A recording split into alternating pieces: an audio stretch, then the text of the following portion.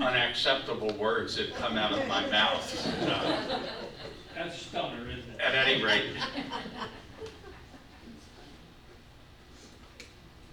And action! So let's imagine that we're going to construct a building. We need to make certain that we have the right tools. And we would be foolish indeed to accept a job or to go into a job without the right tools. So we're going to spend this week and maybe even next week picking up the tools that we need in order to study the book of Job. So, the first tool we could call the principle of charity. So there was an Irish Jesuit who taught in California, Austin Fagote, and he wrote a classic in moral reasoning, which he entitled Right and Reason. Now, one of his students was a young American Jesuit by the name of Garth Hallett from the St. Louis province. Father Hallett and I were at the Gregorian University in Rome, both in the philosophy department at the same time. And in homage to his mentor, Garth Hallett wrote a book called Reason and Right. So right and reason, reason and right. So right and reason is hundreds of pages thick. Reason and right might be 150. Much smaller, but an excellent book. And one of the chapters in Reason and Right is called Charity and Analysis. Twin instruments of truth. So, let me give you an example of the principle of charity. Suppose you are in a discussion with somebody. By the way, all of these documents are going to be posted on the St. Anne's website. So you can, no need to take notes, or if you want to, that's fine. So suppose we're having a discussion about tobacco use. And somebody says, smoking should be regulated. Why? Because it damages the health of smokers and it annoys other people. One possible answer to that is to say, I own a huge farm. It's got a huge lake in the middle. I love to sit out in a rowboat in the middle of the lake and fish. If I am the only one there and there's nobody present for miles around, I am not annoying anybody when I smoke, so take that. One possible answer, right? The question is, does that further the discussion? Absolutely not. In no way does that contribute in a positive sense to the discussion. It's scoring points. It's not getting closer to the truth. So the principle of charity says this: if you're in a discussion with someone and a claim is made by that person, what you need to do is to give the person's claim the benefit of the doubt. Accept it in its strongest form, not its weakest form. Suppose you move into a neighborhood. You hear there's a bully on the block. And you're pretty sure that you could take this bully. How many fights do you want to have? You could fight the bully's minions or toadies, in which case you're going to have a lot of fights, but you're still going to face the bully. Or you could walk up, beat the snot out of the bully, and you have one fight.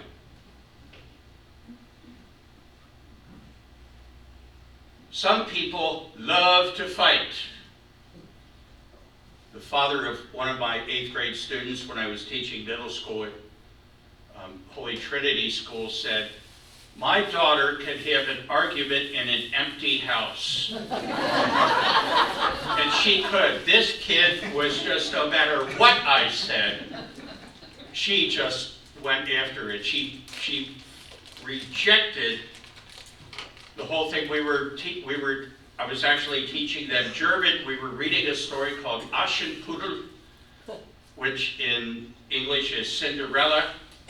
And she thought the whole story was stupid because Cinderella, the first time her stepmother hit her or abused her, should have called the police. And they would send Child Protective Services and everything. I mean, this kid just fought everywhere, every step of the way. And finally, I said, okay, why don't you write us a story? And she wrote a wonderful story. I mean, she wrote a great story about a girl who had a pet duck. And the duck slept in the bedroom with her, and the duck went to the park with her. And she was a great storyteller. I really liked this story. So I photocopied it, and I gave it to everybody in the class. And I said, I have one question for you. And she said, what's that? And I said, you didn't mention the fact that there has to be a wading pool in the bathroom or in the bedroom. And she said, why? And I said, because ducks don't have eyelids. That's why they keep poking their heads underwater. It's a way of watering their eyes. If there's no water in that bedroom, that duck is going to go blind. And she got really angry, and she said, you're not paying attention to the main point of the story. So I said, well, are you paying attention to the main point of Aschenputtel? And she said, oh, no.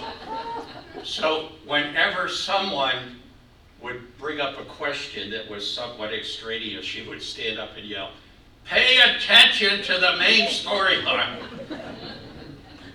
So anyway, when we are in a discussion, the question is, why am I here? Am I here to score points? Or am I here to arrive at the truth? Charity, giving what other people say the benefit of the doubt, is a much more certain road to truth.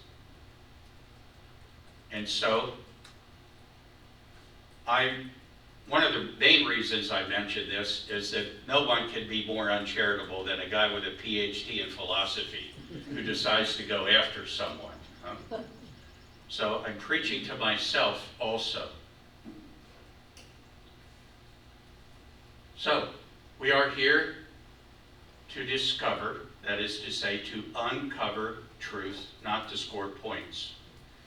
I was teaching a night course in philosophy one time at Thomas More, and the rest of the students came to me to complain about one of their number.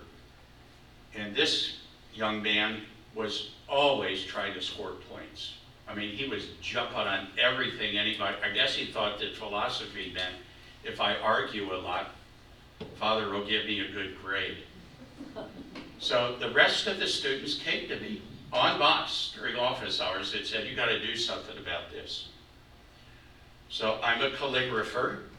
I wrote a nice little proclamation that said, "We the undersigned bow in perpetuity to the immensity of your wisdom, and we fully acknowledge that you are smarter than all of us." And then all of them signed their names, and I signed my name, and we had a formal presentation. He looked at me and he said, "Are you making fun of me?" I said, "Gee, Slick, nothing gets past you, does it?" But it slowed him down a lot. So, the principle of charity. So, the most certain road to truth is that of giving the benefit of the doubt to what others say. So if one deals with the strongest possible version of an argument, one need not concern oneself with weaker versions. Now, some people love to fight. Don't get in any discussions with them. So, I do want to note that argument, used in English, had a very, very neutral meaning. It's what we would call discussion, not a heated discussion. An argument was a series of propositions put forth to lead the listener or the reader to a certain conclusion, to persuade listeners and readers of the truth of the author's conclusion. Now it's taken on a really pejorative tone, hasn't it?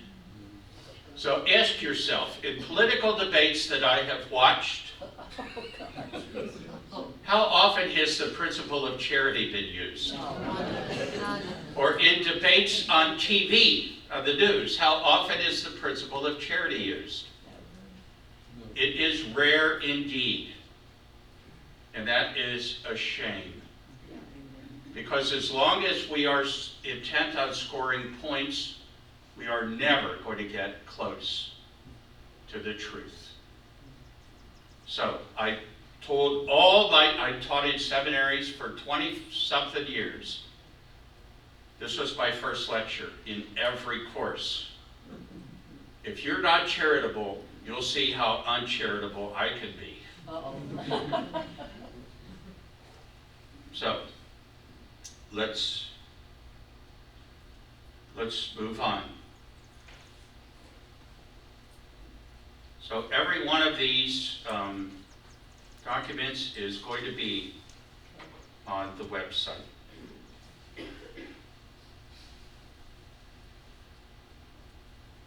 So we're going to talk about evil.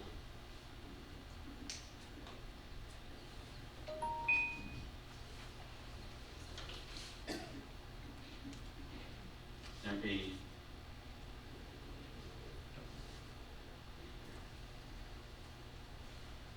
get this up to the point where everyone could see. Is that okay? 200%. So, you will sometimes hear people talking about the problem of evil. Nothing could be further than the truth. Evil is not a problem. Problem, for me, is a technical term. So remember, we're just gathering tools to look at the book of Job. So we've got the principle of charity. Now we're going to talk about problems.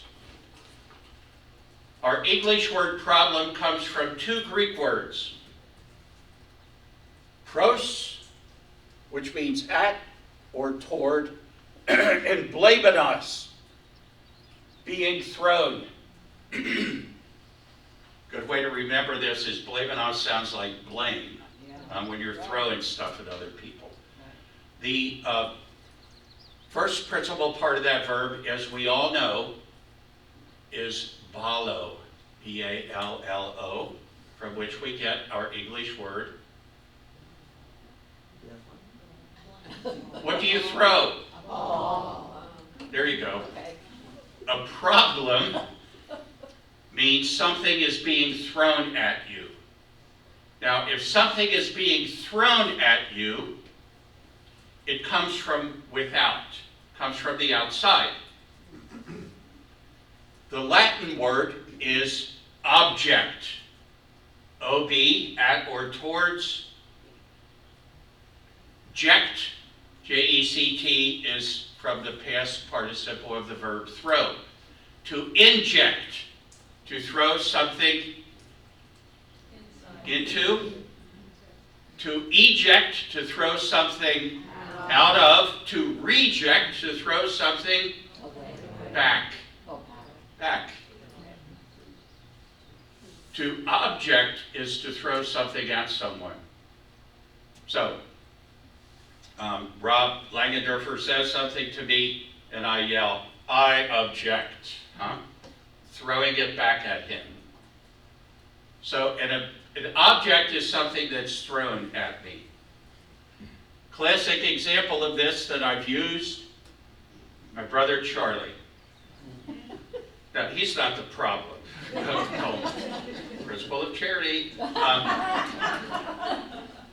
Charlie has the highest certification in watchmaking that you can get. It's called XX-7, so 20-7. That means that he can be trusted with any watch in the world. Wow. I'm wearing an Apple Watch because I can't be trusted with any watches. I still remember the day I got up the courage to go to my father and tell him I didn't want to work for him. I'm the oldest, Charlie is second oldest, and it was always assumed that I would take over this store. So I went to Dad's office one day and I said, Dad, I don't want to work for you anymore. I thought, okay, what's gonna happen now? He looked at me, he said, what do you want to do? And I said, I think I want to be a priest. And he said, you know, if that's what you want to do, be a good one. But he said, I have to tell you, you were the lousiest. I couldn't teach you anything about watchmaking. You were lousy. The first watch I put together, I yelled, Dad, it's running. And he looked, he said, there are parts out here that's still running. I said, it's running. He said, for how long? And he was right. So my dad said, Bill, I am going to make it really easy for you. And I said, what's that? He said, you're fired. Get out. No. God love, he knew it, I knew it. I tell everybody my watchmaking career at Cleves and Loneman was a perfect match. My lack of talent and my lack of interest just matched up perfectly, you know. So, but Charlie is a master watchmaker. People bring watches to him and throw them at him.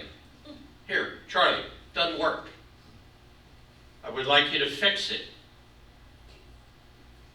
So the problem is thrown at Charlie, and he deals with an object. The watch is an object. He stands outside of it. He puts that watch down on his watchmaker's bench, and within minutes, that watch is broken down into however many hundred constituent parts it has. And so he analyzes. Analusis. So here's ana. It means up. Lysis means breaking. So anabolic steroids build you up. The opposite is catabolic, down. So lysis is where we get Lysol. And loose, the English verb, it means to dissolve or to break up. By the way, did you ever wonder why break up and break down are the same? We could say my brother Charlie breaks up the watch, or he breaks it down. Go figure. So, Charlie breaks the watch into its constituent parts. And what does he do?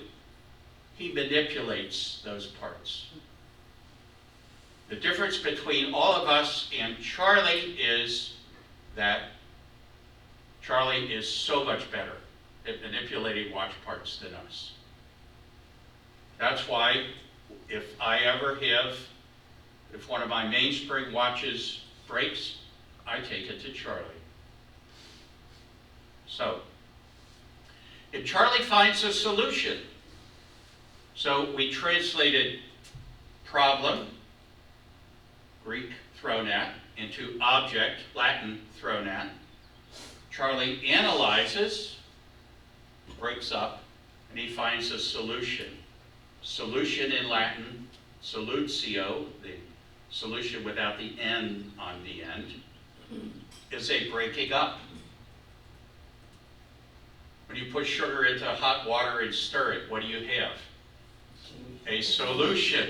The sugar is dissolved. There's that S-O-L-U again. V and U are the same letter. So, what do we say? Problems deal with objects. And objects are outside of us. And I don't care whether the people who come to my house to fix the leaky pipes, I don't care what political party they belong to, I don't care whether they believe in God, I want to know one thing. Can you fix the pipes? Huh? If a devout Catholic plumber shows up who doesn't know a thing, plumber's getting fired. I'll take the... anyway, you know what I mean. So, problems are solved. But not everything we encounter in life is this way. Why are we doing this? Because we're going to see in the book of Job, Job's pain and suffering are not a problem. They're not something outside of him that he can manipulate.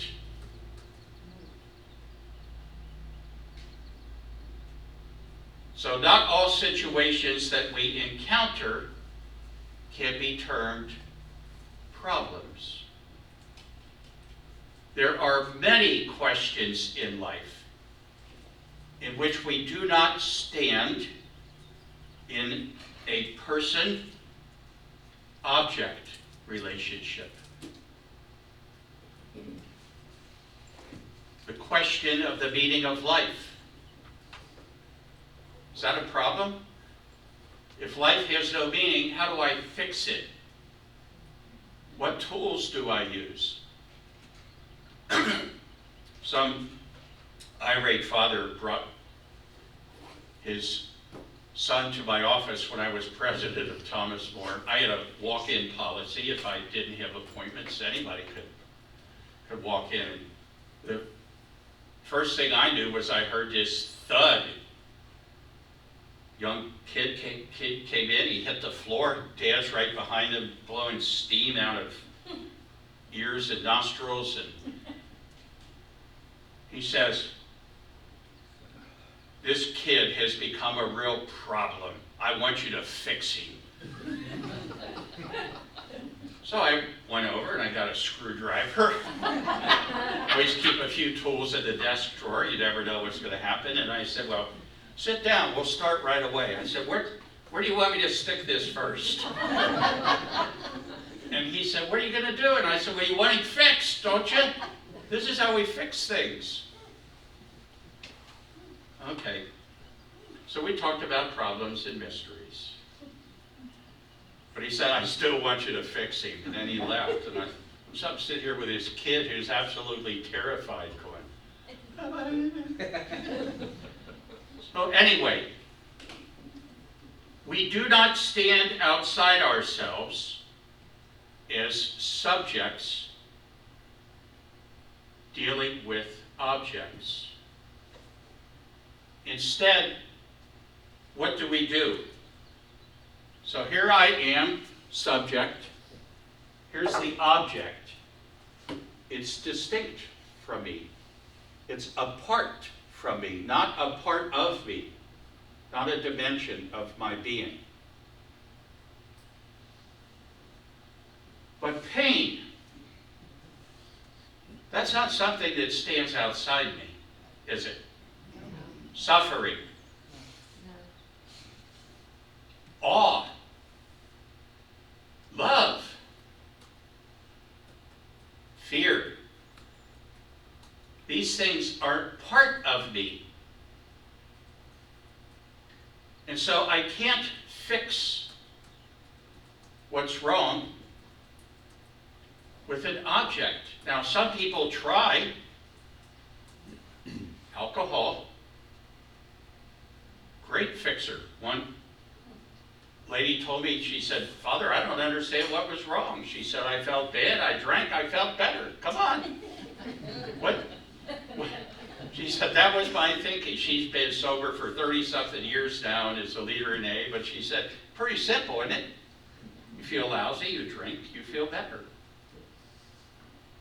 Drugs, all kinds of things people turn to. And in 100% of the cases, what do we discover? That's not the answer. So how do we describe these things? Not problem. Evil's not a problem. The problem of pain trips off the lips of many people, but it's not a problem either. The object in question is myself. So what am I doing? Instead of looking at an object outside of me, I am bending back. Latin for bend, flect. To reflect is to bend back. To deflect, to bend down. When I deflect something, I knock it away or down. Reflection is what's used. Now, am I saying we can't use the word analysis? Of course not. First of all, telling people how to speak is never a good idea because people speak the way they speak. I just want you to be aware that when we use some of these words, if someone talks about the problem of pain, this is not your chance to dive in and start talking about the Greek words, huh? You just become a pain in the pita. Think of pita bread. P-I-T-A. Never mind. So we bend back, we reflect on ourselves. Now, in this case, there are some things that are visible to us. There are some things that are hidden. What's visible to me? My pain, my suffering, I feel it. Whether it's bodily or spiritual, whatever. I feel it. I am weighed down. That's why we talk about being depressed. So, that is apparent to me. But what's not apparent? That which lies in the depths of my heart. I often don't know why. Remember, some of the adults in my family would ask children, "Why did you do that?" The answer is, "I don't know." To which the adult would retort, "Only crazy people don't know why they do things." So wrong. that is so wrong. Normal, everyday folks like you and I at times don't know why we do things. Why did I do that?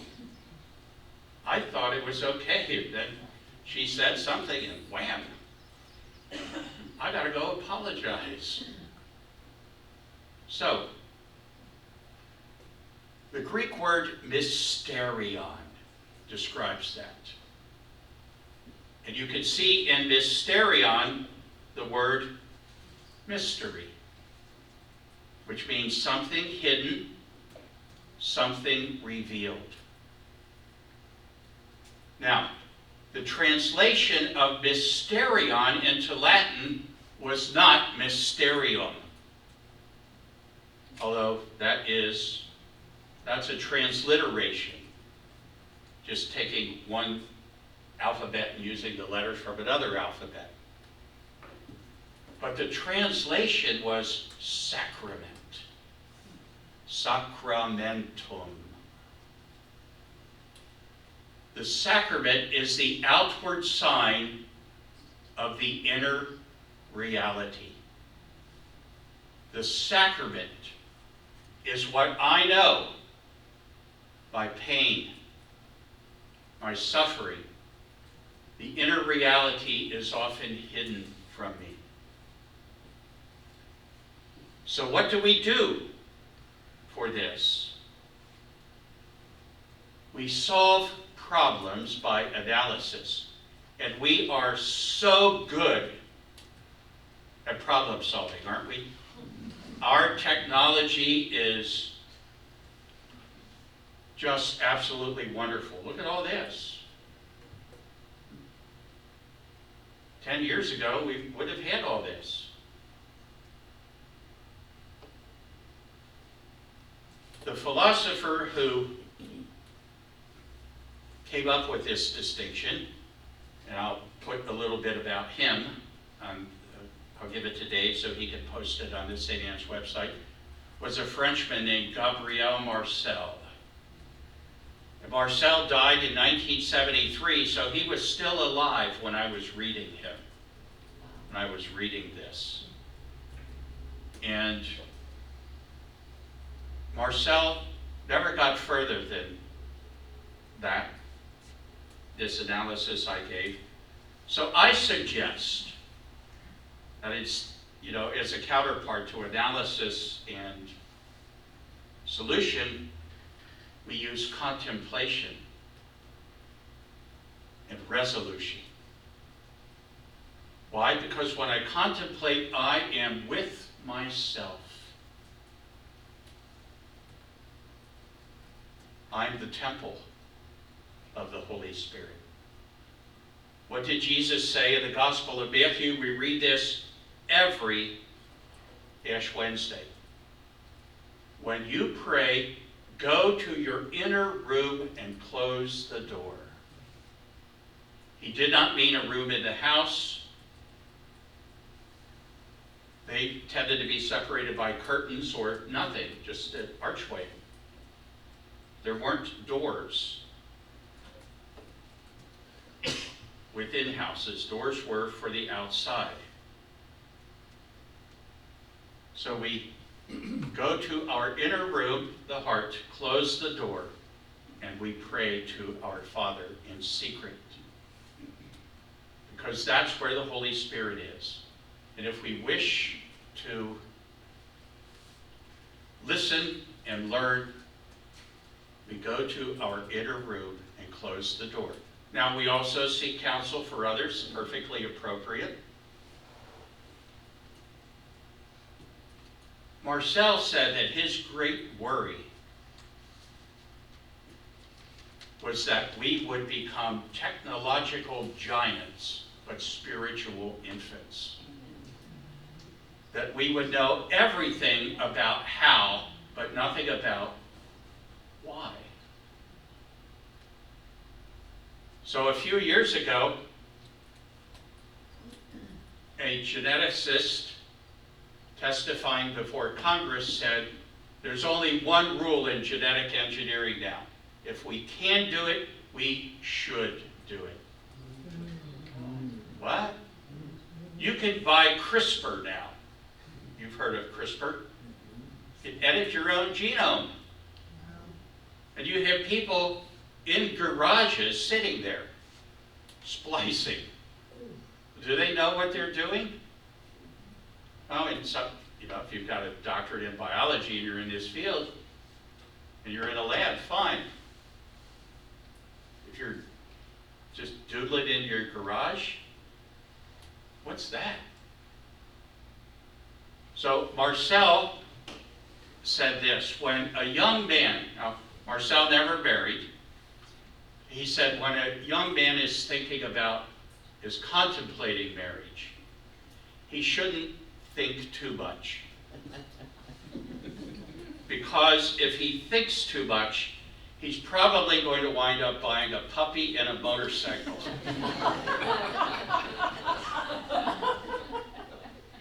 It's why I've said for years that the biblical basis for marriage is Jesus said, "Father, forgive them, they know not what they do." So anyway,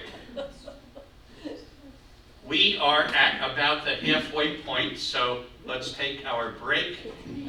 Then we'll come back and have some Q&A and then move on.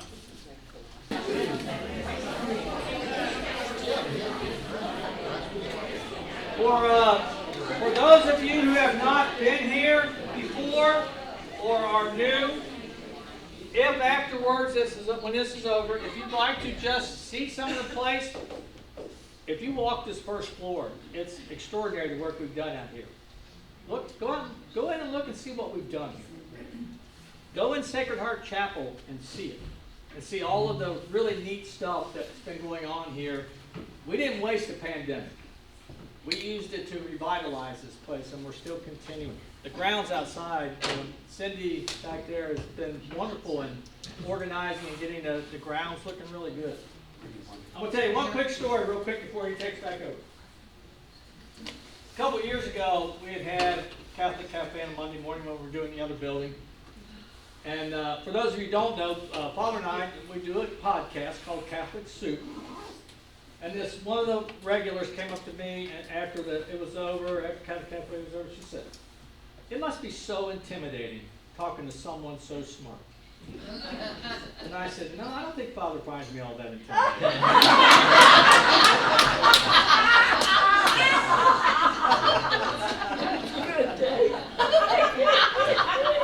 I am so grateful that he just tones it down. Otherwise, I'm left in the dust. Oh my goodness. So I remember one of the Sisters of Notre Dame told me this story. I was going to do something out at Notre Dame Academy on Ash Wednesday. But a whole bunch of relatives who went through that school. And this sister said, "This put it all in perspective, Bill." And I said, "What happened?" And she said, "Well, a group of us are standing there talking about, Monsignor Cleves is coming, and Monsignor Cleves this, and Monsignor Cleves that, memorize the gospel, real smart, knows all those languages." And one of my little cousins poked her head around and said, "Is Billy coming here?" Yeah, Billy's coming. Billy's coming. So, we've got two tools now. The principle of charity, and we have the distinction between problem and mystery. So we're going to find out that in Job there is a lot of mystery. So, third tool. We could call this theory building. So let me, I'm going to do this on the fly. Insert page break.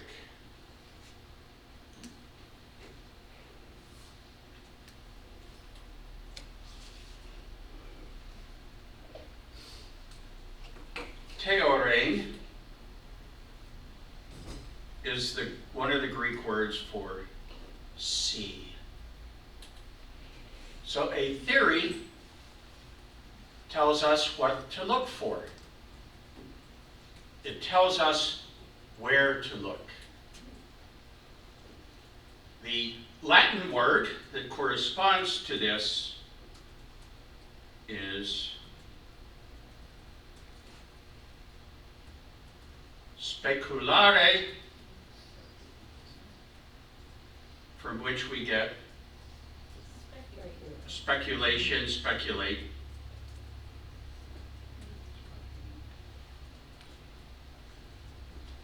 So, this is also another way of looking at something. Now, unfortunately, speculate and speculative have picked up a negative connotation in English. If I'm speculating in the stock market, I could be making a lot of money, could be losing a lot of money, and if I do make a lot of money, I could be making it at the expense of all these other people. That's not how speculate is used in philosophy and science and theology. The name of the Vatican Observatory is Specula Vaticana in Latin. And a specula is a tower originally. So the Romans built towers so that they could get a good look at what the other army was doing. So speculation is building a tower, getting another viewpoint, coming down from the tower, and then putting that viewpoint into action, so to speak. So for example, if the other army was kind of hunched around, the Romans, having seen that, would simply surround and wait them out. The army was, 3 kilometers wide, but 2 people deep. The Romans would simply punch through at various parts, divide and conquer. But their battle strategy depended on what they saw at the top. So this is how theory building happens, whether it is in science or philosophy or theology. It's not a bad thing at all. In fact, it is necessary. If we want ideas that cover more ground, then we have to have ideas that rise above the concrete, the level of the concrete. So, let's think about that word abstraction.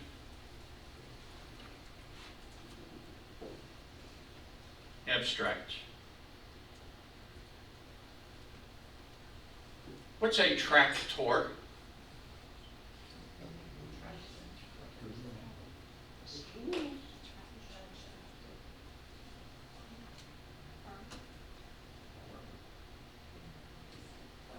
Okay, here's a word. I hate this spell checker. As I tell my family, autocorrect is my enema.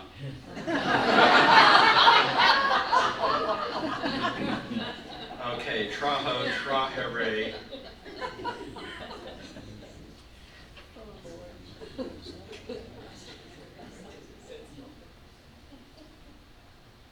Troxy. Tractus means to drag. In fact, T and D are the same letter. Make your mouth parts as if you're going to say T. I'll do a D. Tongue, teeth, they're all in the same position. One is more forceful than the other. C and G are the same letter. K, G. One is more forceful than the other. So they switch all the time. So that this last part here, tructus, became drag. So, tractors drag things. That's why we have a tractor and a trailer. Huh? We've got the dragger and the thing that's trailing behind. So AB, or ABS in Latin, means away from. Is in abscond, hide away. So abstracting means dragging away from. I'll put a complete document on this too, on the, or Dave will put it on the website for me. So, Sesame Street is great at teaching kids how to perform abstractions. Sesame Street wants to teach children what circles are. What do they do? We have, while there's a catchy tune playing, going across the screen, appearing and disappearing, are what? Big circles, little circles, green circles, blue circles, happy circles, sad circles, skinny circles, fat circles. Huh? What is Sesame Street teaching those children? That when it comes to circle, you drag out the... What do you drag out? The shape. What do you ignore? Everything else. Color, size, material. Happy, sad, huh? Everything else. So when you abstract, you drag things out, you throw some of them away, but you keep what's important. And it is our ability to do that that allows us to rise above the events of ordinary everyday life. So, Sesame Street then tells kids what circle is, and they have an idea. And the 3-year-old will tell you, I know this because with lots of 3-year-olds in my family, I'm talking to them all the time, against their parents' better judgment sometimes. But they will tell me, Uncle Bill, circles are round. So they got the idea. Further abstraction leads us to the concept of circle. Set of all coplanar points equidistant from a fixed point. Now, since points don't exist and planes are just collections of points, that concept of circle is about as abstract as one can get. So, we abstract, and then we put some abstract ideas together, and we come back down and see how they work. So for example, a very mundane example, boiling water. Suppose we decide we want to find out what the temperature of water is, so we make a thermometer that's, more or less accurate, and we run the experiment a bunch of times, and we conclude that the boiling point of water is X.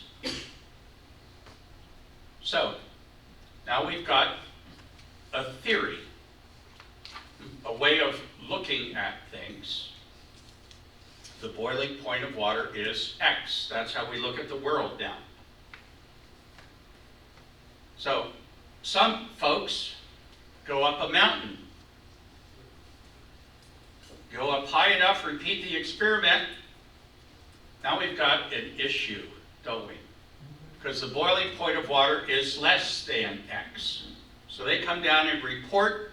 Now we've got a decision to make.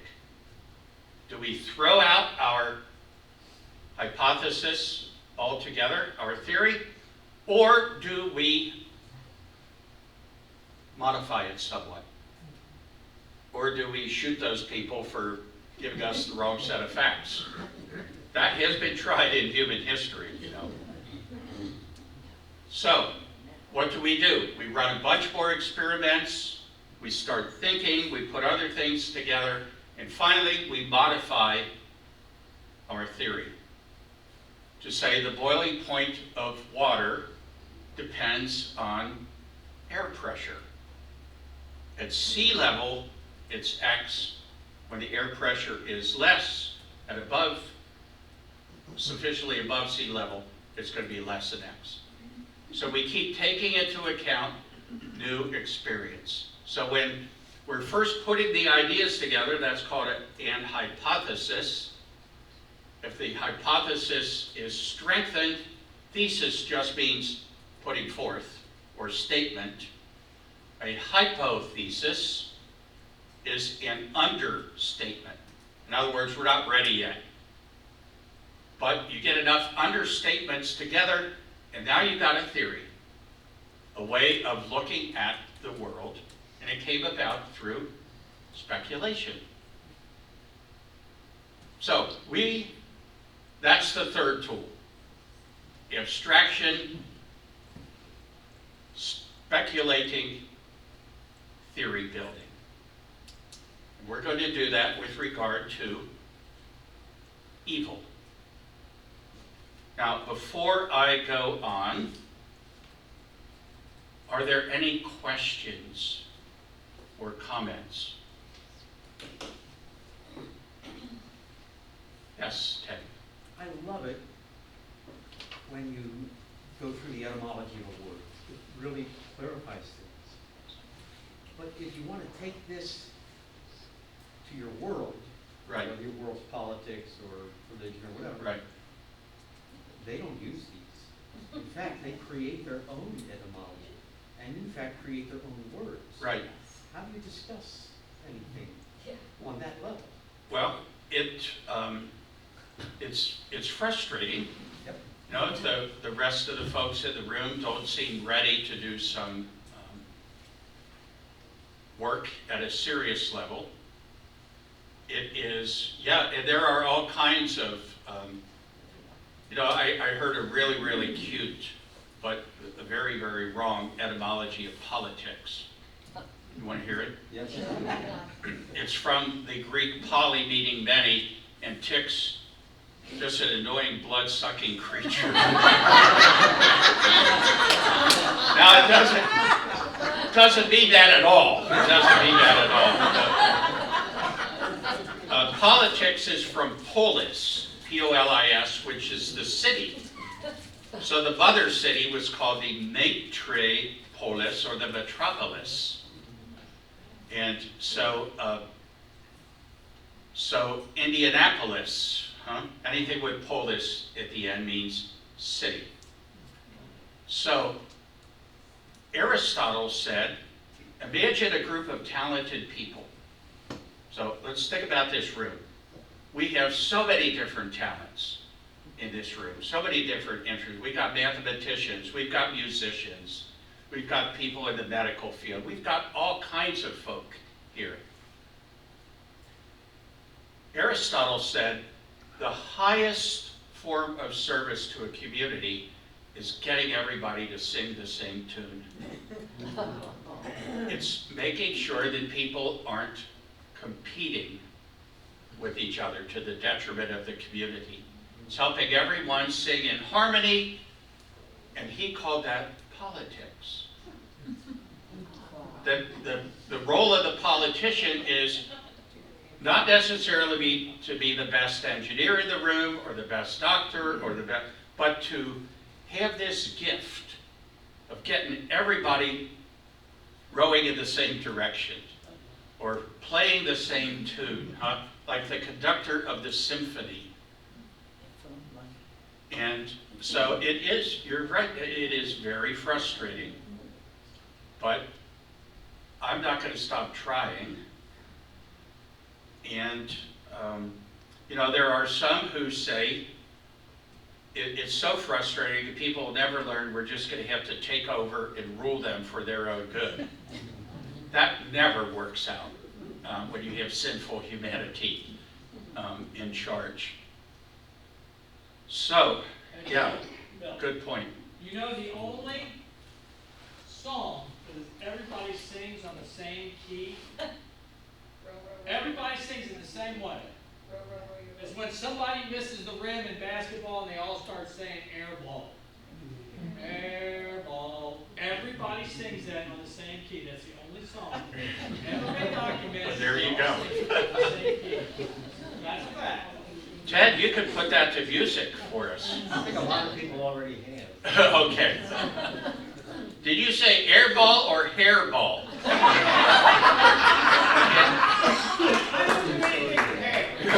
Okay. So we have, so what tools do we have? Principle of charity. We've got the distinction between problem and mystery. We've got theorizing and speculation. So we're going to try to build a theory. How do we look at the issue? If I slip and say the problem of evil, please forgive me. But how do we look at an issue or a mystery like evil? Fourth tool, another philosophical one. How did the notion of evil come about? So let's examine some early notions, okay? The philosopher Democritus said that the universe comprises atoms. Tome means slice. That's why tomography is taking a picture of your body, one slice at a time. CAT scan. The T is tomography. A tome, we would say the Encyclopedia Britannica has many tomes, or the Oxford English Dictionary has many tomes. So atome means unsplittable. So everything comprises these atomic units, and they bounce off each other. There are two basic forces in the universe, eris and eros, or love and strife. I don't want to put this up too far because I don't want to mess up what's going down below. So eris is strife, eros is love. Some physicists look at that and say, well, we have gravity as an attractive force, and electromagnetism can be attractive or repulsive. So this could be, a very, very early way of trying to come up with atomic theory. So that's what Democritus and Empedocles said. Other people said there are two gods, indistinguishable from each other. The only thing that distinguishes them is one is good and the other is evil.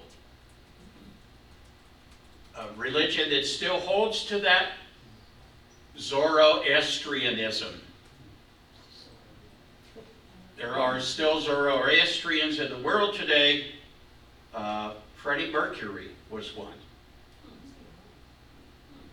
So, two gods, one good, one evil. In the early church, these were called Manichaeans. because they followed a person named Manes. So we have early creation stories like Gilgamesh and the story of Mumu Tiamat. And in those stories, there is a God who is good, who creates spirit, and there is a God who is evil, who creates matter. And the two fight against each other. Now, let's look at this as an hypothesis. Does it help us to understand certain things? Well, there's an initial plausibility. I mean, it does say that there are forces of evil in the world. We all agree to that. It says that there is also good in the world. We all agree to that. But let's test this hypothesis and see what happens. Okay, so I have two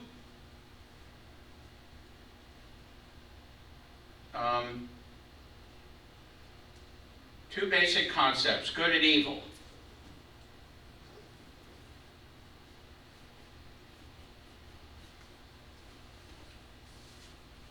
Now, light and darkness, do I have those right? Light is good and darkness is evil. That's how it usually went. What about spirit and matter? Spirit's good, matter's evil.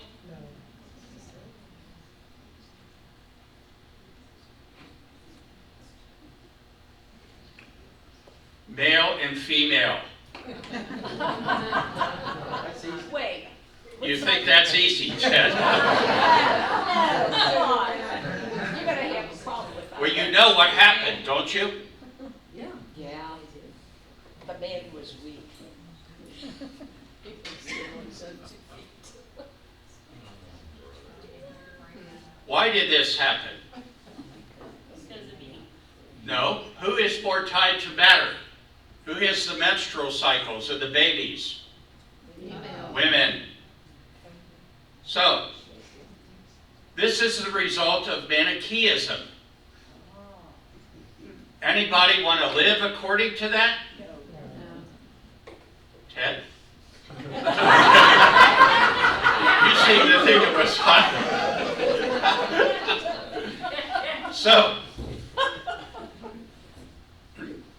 So what happened? Notice what happened there. We abstracted, got our fundamental notions, we took a look at them through this lens of two gods, one good, one evil, and we wound up saying this.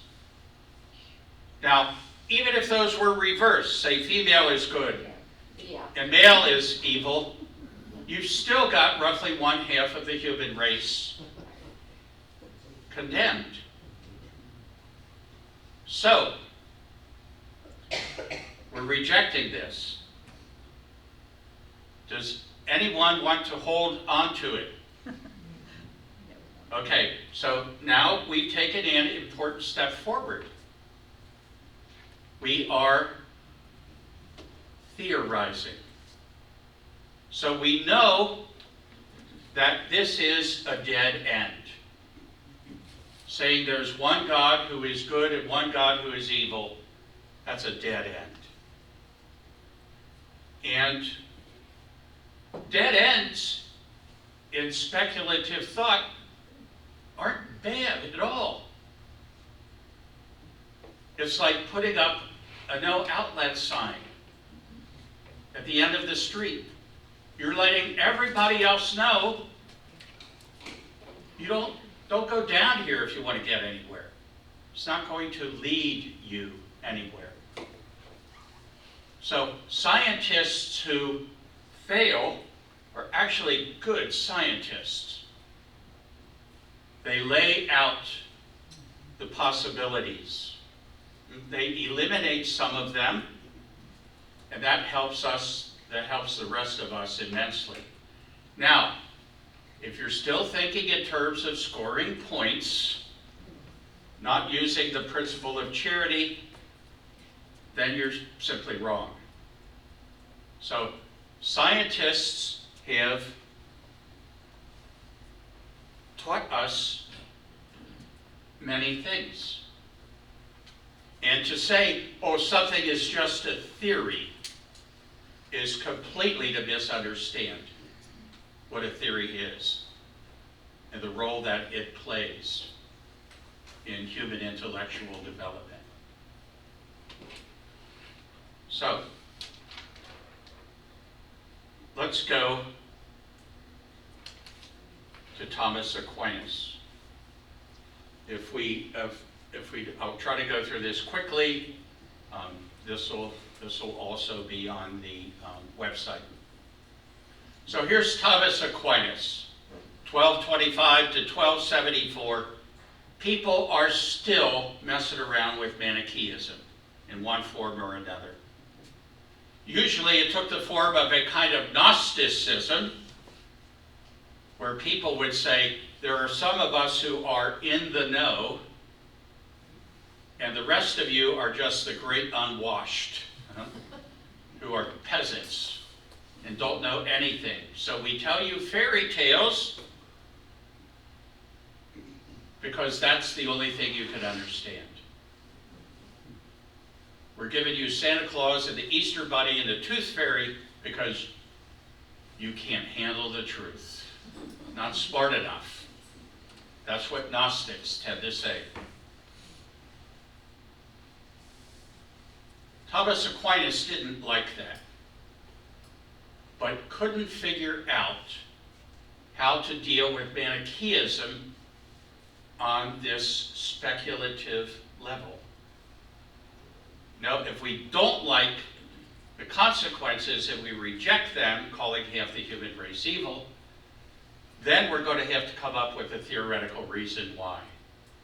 Nobody could find it until Aquinas. I'm oversimplifying, but you get the point. So here's Aquinas.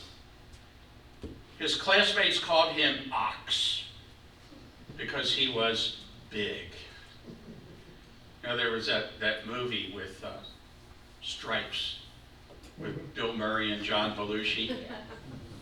No, Bill Murray and John Candy. John Candy was called Ox. So Aquinas is very big. He's the Ox. Didn't speak a lot in class.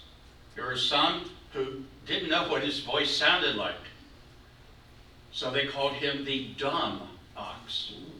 Dumb in the sense of not speaking, not in the sense of stupid. Albert the Great was lecturing one day. Albert the Great's tomb is in Cologne. I visited it there. Wonderful. And Albert overheard this remark about the dumb ox, and he announced to the class, stopped the lecture, announced to the class, I know what you call him, the dumb ox. I'm going to tell you, mark my words, one of these days that ox is going to start bellowing, and the whole world will pay attention. Yeah. Well, here's one of those occasions when the ox started bellowing. So Aquinas is at a banquet hosted by the King of France. He taught in the theology faculty in Paris for a number of years. And it was said that he could not get close enough to the table to eat because his belly was out so far that his arms weren't long enough. So when he was invited to banquets, they always removed part of the table so that he could get closer. So here is Friar Thomas sitting at this banquet hosted by the King of France, and he's not eating. Now, everybody knows you don't get to be that big by fasting for 16 hours. And so people are asking him, do you feel okay? Are you sick? Nothing, no reaction. King's looking down thinking, oh gosh, we could lose one of our brightest thinkers.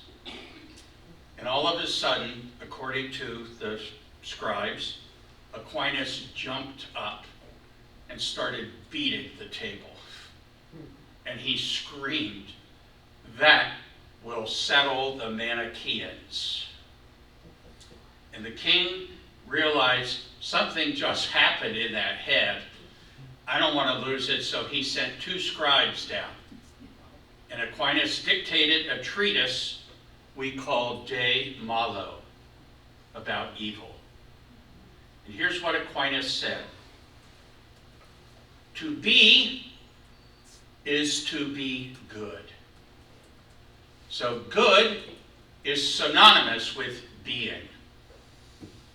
Plato hinted at that, but didn't really develop it, and some Neoplatonists got close, but Aquinas was the first one. Good is synonymous with being. So if it is good. Now, if to be is to be good, what about the notion of a being that is 100% evil? Can't exist. It's like a square circle. It's a contradiction in terms, because if it is good. Now, this is ontological goodness Aquinas is talking about, not moral goodness. This is a kind of ontological goodness. So evil, Aquinas said, is not a being. It is a lack of do good, D-U-E, lack of do good. There should have been a good that was chosen here. Instead, I chose another. There is a lack of goodness that was appropriate for the situation. That's what we call evil. So, Aquinas said we always choose because we see a good. We see a good. So we choose sub specie bodi. I've got there at the end of the line. Under the appearance of good. That, by the way, is why we talk about communion under both species. Species means likeness. Under the likeness of bread, under the likeness of wine. So we always choose because we perceive a good.